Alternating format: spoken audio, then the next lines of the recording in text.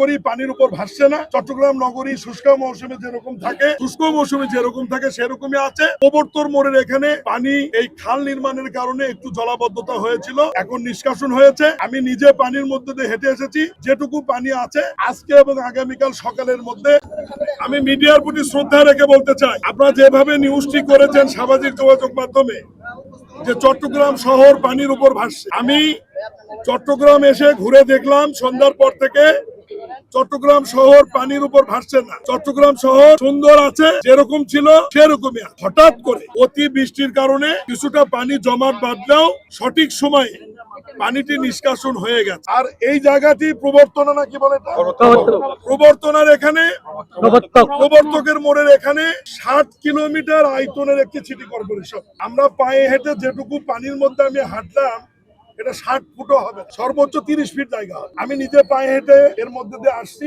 এক গোছা পানি হবে। এটা যে কারণে হয়েছে আমি ব্যাখ্যা দিচ্ছি আপনাদের কাছে। আপনারা জানেন কর্পোরেশনের অনেকগুলি খালের মধ্যে 36টি খাল সংস্কারের জন্য, পুনর্নির্মাণের জন্য, পানির প্রবাহ ঠিক রাখবার জন্য চট্টগ্রাম উন্নয়ন কর্তৃপক্ষের কাছে হস্তান্তর করা হয়, যেটা সংক্ষেপে সিডিএ। চট্টগ্রাম উন্নয়ন কর্তৃপক্ষের ইঞ্জিনিয়ারিং ম্যান পাওয়ারের ঘাটতি থাকার কারণে 2016 সালে যে প্রকল্পটি নেয় 19 সাল মেয়াদী, তারা সেনাবাহিনীর ইঞ্জিনিয়ারিং কোরের মাধ্যমে এই কাজটি বাস্তবায়ন শুরু করে। 19 সালে সমাপ্ত না হয়, এটা টাইম বর্ধিত হয়ে 22 সাল হয়। 22 সালে সমাপ্ত না হয়, এটি 24 সাল হয়।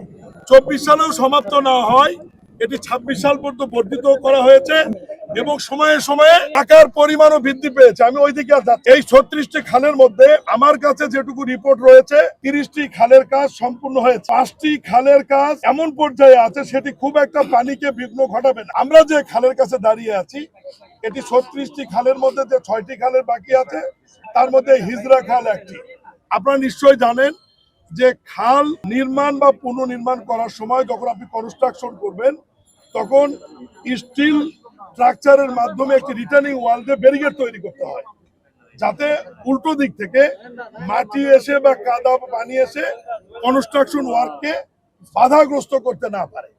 ঠিক এই খালটিরও এইরকম মাঝখান দিয়ে একটি ব্যারিকেড তৈরি করা হয়েছিল এবং ইঞ্জিনিয়ারিং কোর সেনাবাহিনী মনে করেছিল যে 15ই মের মধ্যে তারা কাজটি সম্পূর্ণ করে রিটার্নিং ওয়ালটি তারা উইথড্র করে নিয়ে খালটি সচল করবে।